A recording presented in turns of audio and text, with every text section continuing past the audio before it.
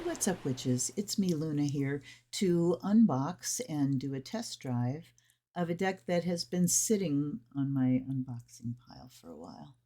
Let's face it, they all have. I'm excited about this one. This is the Lord of the Rings Tarot Deck and Guide from Inside Editions. Now, in case you didn't know, I am on the autism spectrum. And one of the aspects of my variety of it is that if I'm interested in something, I I live it, until it becomes part of me. If I'm not interested, I have a real hard time retaining information. Lord of the Rings has been one of my big interests since I first read it when I was in high school in the 70s. And when the movies came out, oh my God, of course, reading it again, I've read it so many times, I can't even tell you how many. But my family got the Lord of the Rings edition of Trivial Pursuit, which is based on the movies. And we very quickly found out that it is absolutely no fun to play because I know all of the things. I've watched the movies so many times. I mean, when the first one came out, and then by December, the next December, that it came out on video. When we got a hold of that video, we watched it every single day. So here we go with Lord of the Rings by Inside Editions. Now I'm already kind of girding my loins for disappointment because I'm Inside Editions, except for I think one exception. This is the publisher. It's I think an imprint of Simon and Schuster. At least Simon and Schuster sells their stuff, but with one exception that I can think of, they're all pip decks. So, when you're doing things like Lord of the Rings and, you're leaving a good time on the table, but we'll see how it goes. Written by Casey Gilly. There's a rune illustrated by Thomas Eho. Hi, Joe. Eho. And we've got the matte and shiny against each other, which I always enjoy. See, the letters are shiny. Includes a fully illustrated 78 card deck and fold out guide. Okay, fully illustrated, they say. And yet, okay, so here's a tip for you. If you can't find out whether a deck is fully illustrated or if it's pippish, look at what sample cards are put up by the publisher. We have Wheel of Fortune, the Fool, and Death. And down here we have Ace of Rings, Queen of Swords, the Lovers, the Queen of Cups, and the Ace of Wands. Notice there are no just numbered minors. That tells me that this is going to be a pippish deck. Explore your past, present, and future with this official tarot deck featuring stunning original artwork inspired by the iconic Lord of the Rings novels. Any other information? I don't think so. So let's go in. It's a wonderful box. Oh my. Okay, here we go. Oh my God. I am very mixed feelings already because I'm looking at, oh, isn't this cool? It's this unfolding parchment thing, but then I'm going, oh my God, this is going to be hard to use. So let's take a look here first. I'm going to set that aside because I think I need all the room I can get. All right. Looky, you can see the whole thing. So the front and back part have like a card. This is printed on a card and it is stuck to the paper on the front and back, so it makes it kind of, I guess, sturdier. And here we have Welcome to the Road. In your hands are 78 cards that, when spread before you, will create endless paths to endless destinations, inviting you to explore the past, present, and future. Combining the heroic tales from the Lord of the Rings trilogy by J.R.R. Tolkien with the legacy of Tarot, this deck grants you access to your own great adventures. On your path, you will see familiar faces in the roles of the major and minor arcana, guiding you along through the lessons of Tarot, encouraging your journey of self-discovery. These characters are here to help you learn more about yourself and the ways you interact with the world.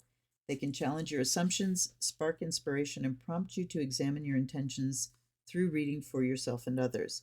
So pack your lembas, sharpen your axe, and get ready to wander into a mystical realm, but be prepared. There's no knowing where you might be swept off to. That's a direct quote. I will also say that I have the Lord of the Rings Oracle and the Lord of the Rings Tarot, which are both by the same author whose name I cannot remember now. And those both strayed outside of Lord of the Rings novels proper. They went into Hobbit, they went into some of the deeper history. So I think it's nice to see something that stays within a more confined context. Then we have major arcana. Let's take a look at this card. The Fool, Frodo Baggins. Home is behind, the world ahead, and so Frodo begins his journey. The fool ventures into the unknown. He may not know where he's going, but he also knows that one cannot prepare for every circumstance.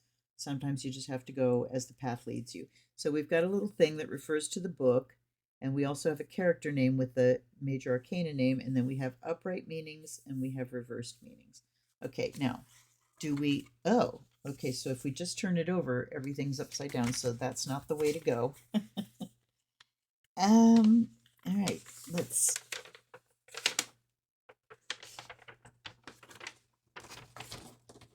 wow. So this can tell you how long this has been sitting on the stack, as I even after taking the plastic off and everything, completely forgot about this. So when you open it, you get the Magician, High Priestess. We go through the majors here. And then we go to the minors, and we have rings and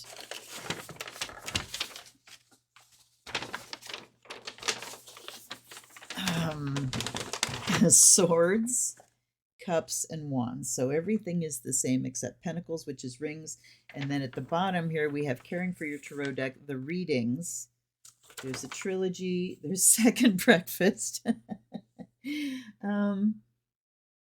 Wow. Okay, trilogy. Simple spread will help you gain clarity on even the most complicated problems. Second breakfast says if you find yourself in need of nourishment or are feeling drained, this spread can help you identify how you can reclaim your energy. That sounds like a good one to do. Then there's the road. The road may go ever on, but how can you know that you're following the right path? This spread is a great way to check in on your goals, progress, and learnings along the way. Okay. Then let's read about the author and illustrator. Casey Gilley is the mother of a toddler, as well as a horror fan and a comics writer. She's been included in anthologies such as the Eisner Award-winning Femme Magnifique, wow, You Died, and Hey Amateur, as well as Star Wars Adventures and My Little Pony Generations. She resides in Portland, Oregon, where she divides her time between exciting upcoming comics projects, her 2 cats, and lots of houseplants. Like a wonderful life.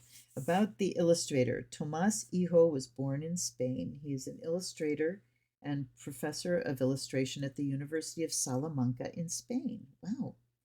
He has illustrated more than 70 books and written 10 of them, most of which are related to legends and folklore. With printmaking as his technique of choice, his works belong to private collections all around the world, including Guillermo del Toro's and Mike Mignola's. I don't know who Mike Mignola is. His work has been exhibited in many galleries throughout Europe and the United States. His interest in the works of H.P. Lovecraft led to the birth of Nictonomicon, a collection of prints that has attracted the interest of the most important people in the field. Okay. Hijo received the Best Artwork Award from the Tolkien Society in 2015 in recognition of his works about J.R.R. Tolkien's books. How lovely. And the copyright on this, does it say? Follow us on Twitter, blah, blah. Published in 2022. Now, what's odd about this is I remember seeing something that said this deck was only being released in 2023, and then I found it for like $6, clearly not a bootleg. So it's very confusing. And let's set this aside and go for the cards. So we have a ribbon pull, which is nice. It is typical inside editions. And which other ones do I have? I have Labyrinth. I have Buffy. I have Nightmare Before Christmas. I have Disney Villains. And the only one of those that is not Pippish is the Buffy deck. And it's clear when you compare the deck to the book in the Buffy deck that it was originally done as a Pippish deck and then converted to fully illustrated because some of the descriptions are don't match the picture that's on the card. Okay. All right, here is the back, and it's like, it kind of reminds me of a Hobbit house door because you see the wood. It looks more like a shield though, and there's a thing sticking out. It's non-directional, so you can't tell if they're upside down or not. They are, oh, not bad. It feels like they're going to shuffle. Yeah, they are bendy. All right, I appreciate it. Here we go with the Fool, and as the book said, that's Frodo, with Gollum following along behind. So we have these definite woodcut looking illustrations. The magician is Gandalf. So it is a flat, cartoonish, definitely print, not the subtleties that come with like pen and ink illustration. But we do see things. Okay, so going back to Frodo, it is recognizable as the Fool card, but instead of a dog at his heel, we have Gollum. And that's the coolest. But the bag over the shoulder, very much recognizable. And the same thing with Gandalf. As the magician, we see the 4 signs of the elements here, and then we've got the ring there shining away in a candle. Smoke coming out of his pipe. Then we have the high priestess, who of course is Galadriel. The empress is Arwen, and I can tell because A, her dark hair, and B, the banner with the white tree. Then we have the emperor, who is I'm guessing Elrond, so I guess I got to keep this big gigantic scroll in front of me. Yes, Empress is Arwen. The Emperor is Aragorn. Okay, yeah, well, that makes more sense, except they made his ears look a little elfy. If I'd have been thinking, I'm not sure what is that on the floor, but he's got the crown in his lap with the wings on it, so duh. That's got to be Elrond. Yes, that's Elrond. Sorry for that. That was just a brain fart on my part. Then we have the lovers, which are Aragorn and Arwen, of course. And then we have, that's got to be Sam Gamgee. Yes, this is Samwise. With his little cart full of pumpkins and vegetables and fruits and yes. Then we have Gimli for strength, like stomping on a troll. The hermit is Bilbo writing his book. Yep.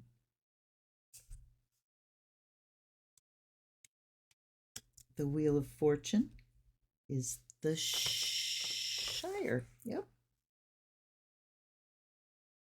And I can see now how these illustrations have drawn from the movie and the images in the movie. The picture of Bilbo in his study, with all the papers around him and the writing desk and this big water wheel from the mill in the Shire.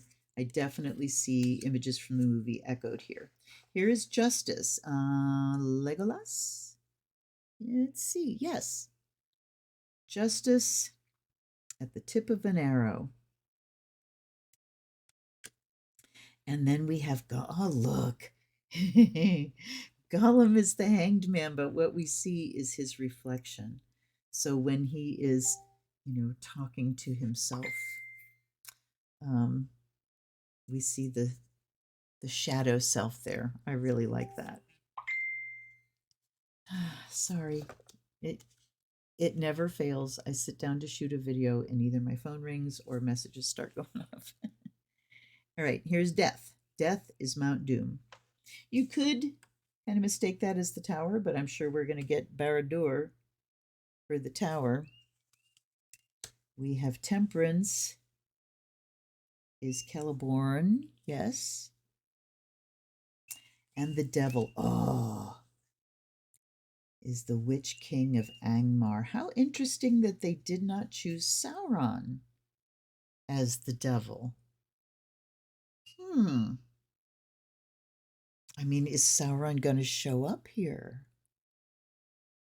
Fascinating. The tower is Barad-dûr. So there's the tower as it comes crashing down. Absolutely perfect. You could not choose another image for that would fit, in my opinion. Then we have the star. This must be like a Silmaril. Is this Arwen's? Arwen's necklace, yes. So he gave it a new design rather than, trying to copy an image from the film, which could have gotten him in trouble, truthfully. Then we have the moon, and this is Galadriel's mirror. Yep. The sun, Éowyn. You can see the horses' heads on the sides, just the wood and everything, the swords that are reminiscent of the movie as the helmet is. Very, very easy to suss out what you're looking at, both Tarot-wise and Tolkien-wise. Then we have Judgment. This is the Horn of Gondor.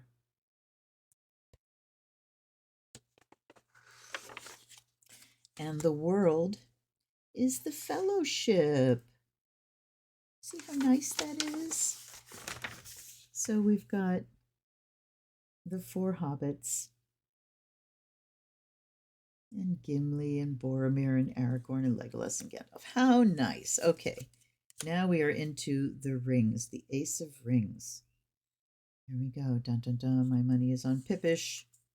Oh, okay, well, the suspense will hold for another few cards, because there's the ace, here's the king, which looks like Saruman to me. Yes, Saruman with his palantir.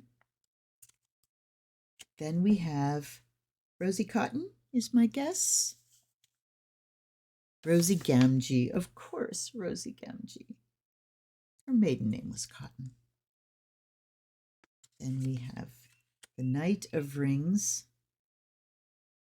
There's a tree, but is that like Éomer? Faramir, okay. The Knight of Rings is Faramir. So that tree, yeah, the tree is Gondor. And then the Page of Rings, who is a Treebeard? Quickbeam. Quickbeam is the page. So he was the Ent that took care of the hobbits while they were having the Entmoot that went on for hours and hours and hours and hours. And there's the answer. Crap. So, yeah. 2 of rings, 5 of rings. So there's no, yeah. That makes me sad, but we can whip through these. There's the 2, the 3. I mean, they draw each of them differently, but so 4, 5, 6, 7, 8, 9, and 10. With the Roman numeral up there, as you can see. Now, Ace of Swords.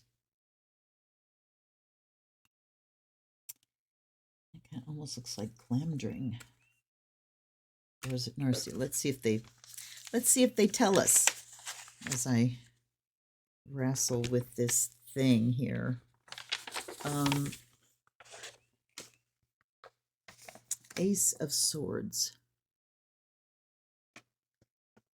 Okay, so in the book they go King, Queen, Knight, Page, and then Ace, but in the deck the Ace comes first.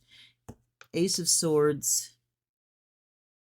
It doesn't say which sword it is. Okay.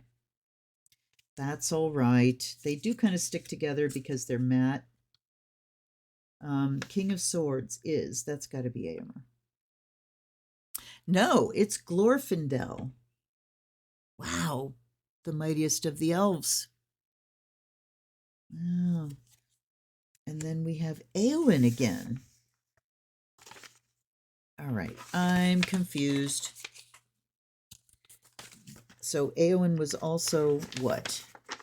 Chariot strength.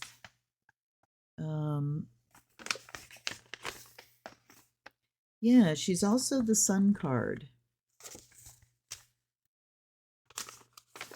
This is a bit of a pain in the ass, as you can tell. I mean, I can just kind of put it like this and flip the pages up so it's not that big of a pain in the ass. You don't have to open the entire thing when you're looking for stuff. Let's put it that way. Queen of Swords, Eowyn. The Knight is Boromir. And the page is Pippin. So you see him with his livery from Gondor. Okay, there's the two. We have a picture of the Balrog. But the rest are just Pip.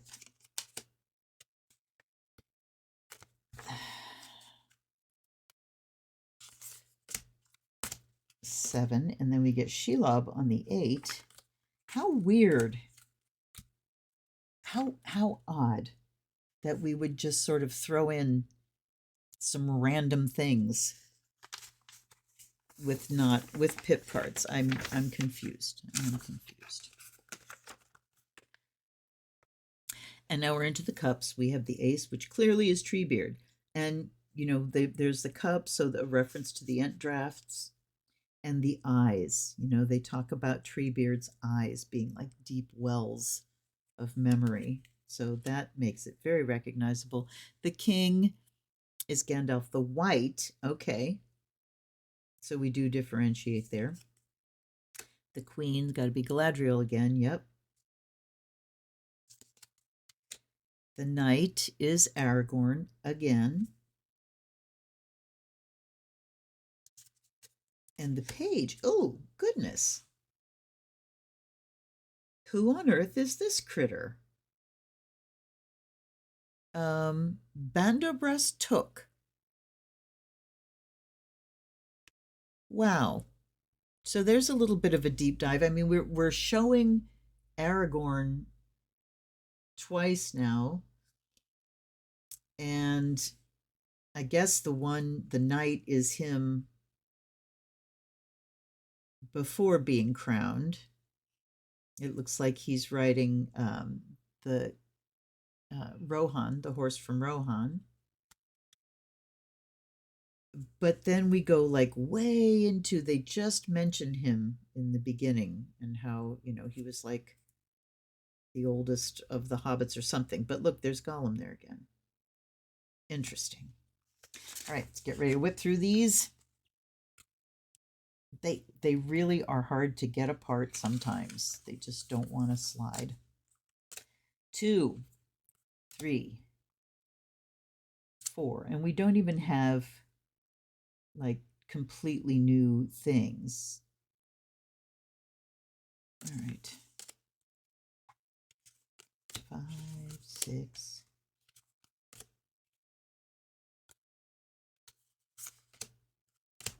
So on these, we get no other illustration. Now to the wands. This is obviously the white tree of Gondor, the sapling. And Treebeard again. Yes, Treebeard again. And Arwen again. The black ships. Tom Bombadil.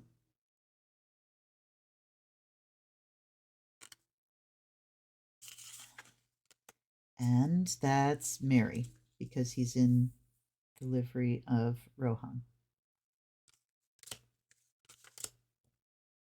The 3, okay, the 3 of Wands, we have bound with 3 of Wands indicates blah, blah, blah. But so they don't mention anything about like any extras on the Pippish cards.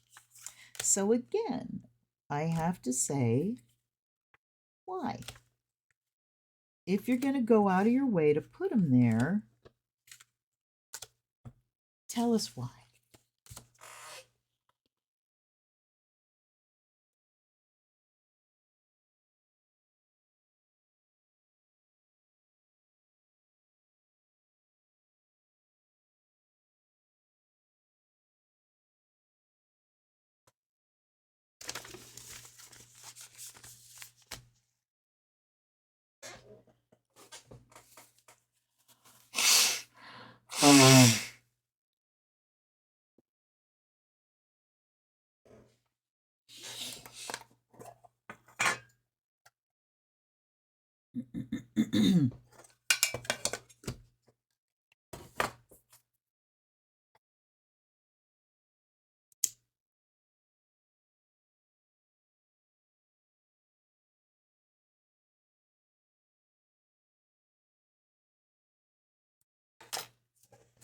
So I am not getting terribly grumpy about the fact that it's pippish because it's what I was expecting. I'm just a bit confused about those two cards, three of the pip cards that had an extra something, the Balrog, what was the other one? Anyway. And this is entertaining, if not kind of cumbersome. I am also not too grumpy because I have the other Lord of the Rings, and I'm currently in active search mode for the Hobbit deck. It's out of print. If anyone has a line on that, let me know. Okay. But as we know, the proof of the pudding is in the eating. So let's find out how this thing reads. Let's give it a blessing. Let's give a blessing come on, to Monsieur Tolkien and his wonderful, wonderful books that have weathered time so well. There's only a couple things in them, and I am currently reading it again. I have it as a bathroom book, and the first, I don't know, dozen or so times I read it, I was just, I would read for hours just to get through the story because it's so good. Now I have it on slow read. So I put it in the bathroom. I only read a few pages at a time and really take in the detail, because I know the story. I've read it so many times. By air and fire, may you be purified and charged. Let's get the scroll too. And I send these blessings as well to the author and the artist of this deck for all the time and effort they put in to make something like this for us crazy fans. By water and earth, may you be blessed and made whole. And by the sound of the bell, fair warning.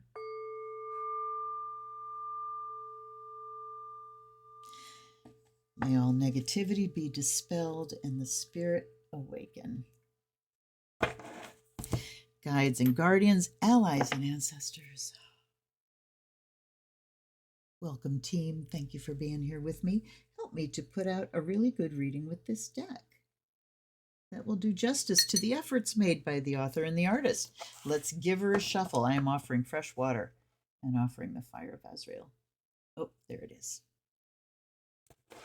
I wasn't sure my charcoal was entirely lit. Okay. And yes, oh, they're so bendy. Yay, that's wonderful. And even though they are matte and they stick a little bit against each other, they shuffle fine, they bridge fine. Let's do several of these because I'm enjoying it.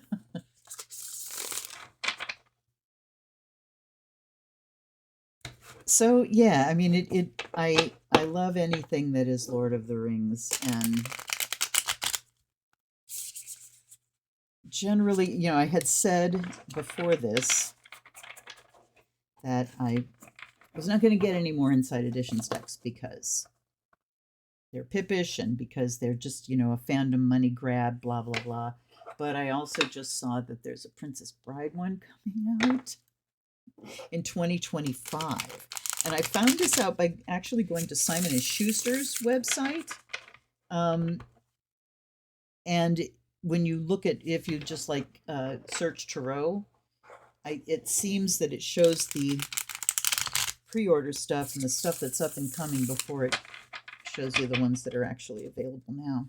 So, okay. I think we're going to do the second breakfast spread. Let's go on an adventure. Oh, it's at the end of everything, isn't it? So if I turn it over this way and I go like this, we get wands. And yes. Okay, so it is cleverly laid out so that you only need to have, you know, like this much of it open at a time, fortunately. So second breakfast is a 5-card spread. If you find yourself in need of nourishment or are feeling drained, this spread can help you identify how you can reclaim your energy. This is for the collective. Card 1 is, it goes 1, 2, 3, 4, 5.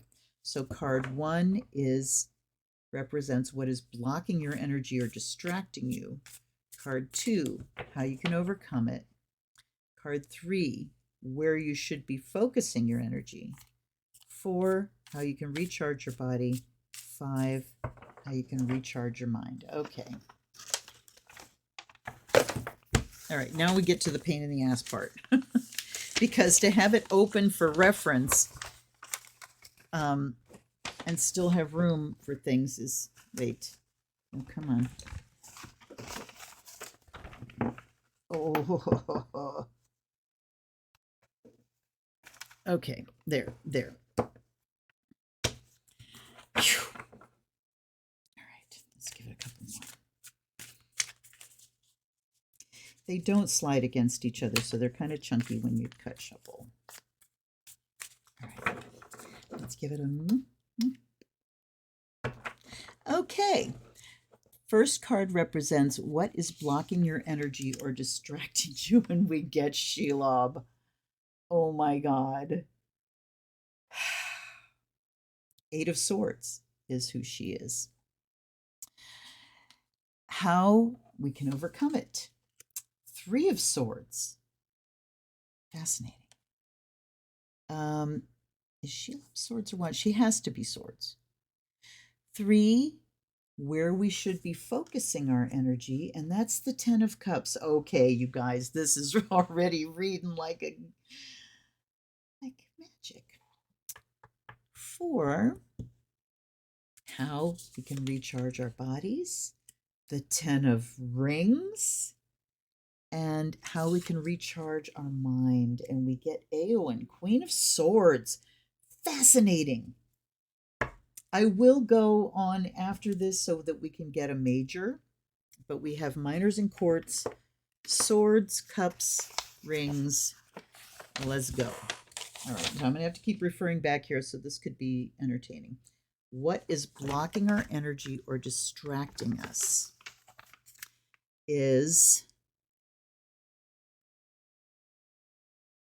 Okay, wait, that's not swords. Maybe she's wands.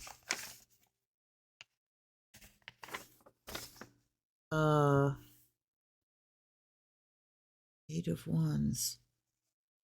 All right, you guys, now I'm confused because I have to go through and see if I can find the 8 of Swords so that I can contrast them, because now I'm not sure what I'm looking at because the meaning doesn't jive with the fact that there's a big old honkin' Shelob on it. Come on now. Yeah, you see how difficult they are to sort of riffle through? I can't, literally can't fan them and go through. All right, so I don't like that. There's the 7 of Swords, 6. Okay, there's the 8 of Cups. Thanks for hanging out with me during this, but now you can see why I get grumpy about things, because it doesn't matter how fancy, how fun, how unique, entertaining, if you can't use the deck. Look at this. See, I can't 2, 4. Yeah, then they didn't mix very well. Even with all of the riffles I did, they still didn't mix very well. And look, we're going to get to the very fucking end. Oh my God. They're toying with me. Can you feel them toying with me? Look, yeah, at the very end here, this is wands. So Shelob is swords. And, we can tell the difference because that's what the swords look like. The wands look like this, but Shelob is, the only thing swordish is her points. But here's what the meaning says. A wise wizard... Okay, wait. A wise wizard once said, "Despair is only for those who see the end beyond all doubt." The Eight of Swords signifies being a prisoner of your own despair, assuming the worst, and allowing limitations to define you. You are capable of greatness, but until you shatter the illusion of powerlessness, you will remain trapped in your own negativity. The writing is excellent. That is a beautiful, beautiful description of the Eight of Swords. It doesn't mention Shelob anywhere. And I guess Shelob is here because those are her 8 legs. Again, leaving a good time on the table by making them pippish and not even mentioning Shelob. Okay, I'm going to read the reverse just so you have an idea. There are many kinds of prisons, and when reversed, this card suggests you are so stuck in your pursuit of perfection that you can't appreciate things as they are. Friendship and adventure may be passing you by, and unless you can let go of an unreachable ideal, you'll forever miss out. But let's go back to the reading now. And I'm, working to navigate my way through this thing. Okay. So this was what is blocking your energy or distracting us. It's our own negative thoughts. It is our own negative way of thinking. We are keeping ourselves trapped. We are roping our energy up and tying it down and making it unusable. Okay, there's enough of an answer, wouldn't you say? Now, number 2, how we can overcome it. And that is this card, the 3 of Swords. Okay. When Theoden learned of Boromir's death. Now, see, they're describing things. This is a total pip card, but they're describing a scenario. Why could we not have... Oh. Well, this is embarrassing. When Theoden learned of Boromir's death. Theoden is not Boromir's father. Denethor is. They fucked up. Oh, come on, you guys. He allowed himself to mourn, to accept support from his loved ones, and to move through the cycles of grief, but he didn't. Denethor absolutely did not. He was stuck in his grief, and he used it as an excuse to be a total fucking wimpy victim. Okay, if the 3 of Swords has appeared, you're being reminded to do the same. This card represents heartbreak and the human need to express sadness. If you don't honor your feelings, it may be impossible to fully heal. So be gentle with yourself and find a shoulder to cry on. You will be stronger for it. That category was how we can overcome it. Is, we have these negative thoughts, but what they are is just a mask that is stopping us from doing the grief work we need to do over all the shit going on. So we need to grieve. But as far as the deck and its whole purpose of being Lord of the Rings, that was a big fuck up. All right. 3rd position in the center. This card represents where we should be focusing our energy, and we get the 10 of Cups. And that was easy. I just turned this page, so I appreciate that they thought about it, and it's as easy as it can be. You have finally reached the days of peace. Your fellowship celebrating around you, infused with the joy of accomplishment. Take a pause and reflect upon the path you took to get here, the hardships and the humor, the losses and the gains, how you can take what you've learned and use it to protect the happiness how can you take what you've learned and use it to protect the happiness you feel now? So we're blocked because of our negative thoughts. We have to do our grief work in order to dissolve the block and be able to move forward again.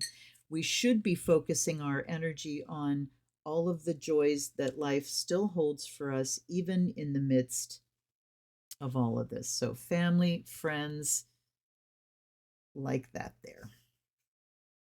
Then we have how we can recharge our body, and we get the 10 of Rings. I mean, that's just, it really does seem to have the it factor. The 10 of Rings, 8, 9, 10. Okay, here we go. The 10 of Rings finds you sitting on more wealth than a dragon. This card represents prosperity, material gains, and stability earned through hard work and wisdom. With this arrival of riches, you may want to consider how you can use your resources to help others. But what we need to do to recharge our body is spend our resources on the things that actually promote health. You know, here, focus energy on the joy of life and, you know, the satisfaction that we have. But for the body, we're going to have to spend some of our resources and look at where we spend them and whether the things that we buy are actually supporting our ultimate good, healthy body. Okay. And the last one is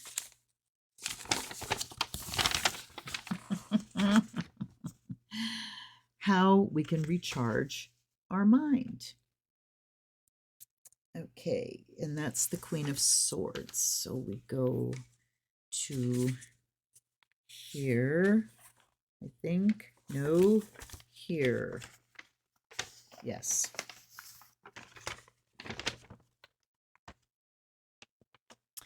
Eowyn, there is no one better to have on your side than this fearless queen. Eowyn conducts herself confidently, embodying the Queen of Swords with her independence and strength. She represents self-sufficiency, suggesting that you are capable of forging your own way. While you may want to take counsel from your friends and family, ultimately your own opinion holds more value. Eliminate emotional communication and focus on facts in order to get to the truth, even if it may seem a bit blunt.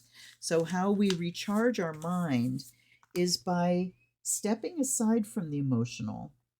Queen of Swords can be I sometimes call it the wounded woman card, because it talks about having some emotional baggage and we've just slapped the armor on. So we're approaching things intellectually rather than emotionally. But overall, Queen of Swords talks about discernment. And even though we are feeling bodies, this is being able to see clearly, to set the emotional aside and see clearly what needs to be done. So what we need to do to recharge our mind is to just be crystal clear about what we're doing, where we're going. Look, 10 of Swords, 10 of Cups, 10 of Rings, 10 of Swords. I was going to ask for a clarifier there, but then we get 10 of Swords. How we clear our mind. Let's see what it says. Why not?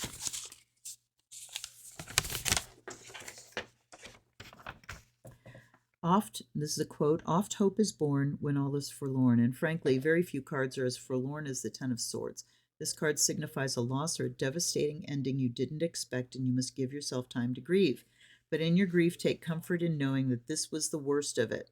Let hope be born from knowing that your loss is making room for new adventures, growth, and wisdom. So we do get a, 3 and 10 of Swords talking again about grieving and really acknowledging how can we recharge our mind is to stop hanging on to the things that are gone forever. And here I'm getting this nuance that we may have slapped armor on so that we don't have to feel the emotions of the things that are lost forever, but they're gone and we need to grieve them. I'm going to keep going until I find a major. Let's do this an easier way, if there is an easier. God, see, here's the problem, you guys. Now I'm getting... Oh. Hold on, we're almost done. Okay, let's see. What else we get? Even if you lick your hand, okay, the Hanged Man. So here's the first major we come up with. Let's see what he tells us.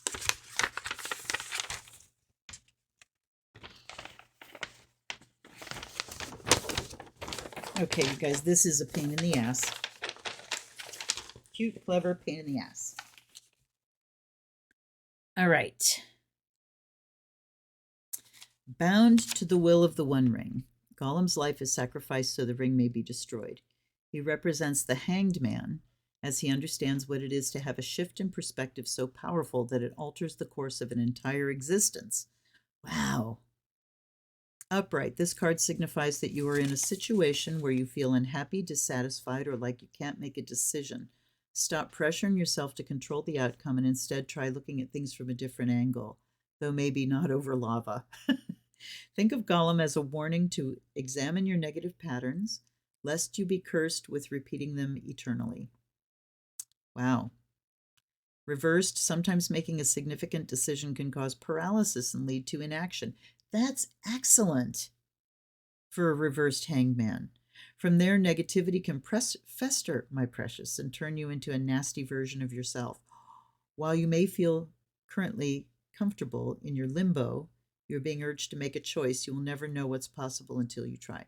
So I do really like the writing, other than the fact that they got that glaring thing wrong that Boromir is not Theoden's son. So we, the major here just says that we really need to try a new perspective. Things are the way they are. There's only so much that we can control. And rather than festering on that, we can turn it upside down, take a new look at it. And so we don't kind of get stuck in this trying to shut emotions off. To recharge the mind, we've got to cleanse the emotions, because some things are gone for good. So if we take a new perspective on that, and that grief is a healing process rather than just something that feels horrible, we can cleanse and heal.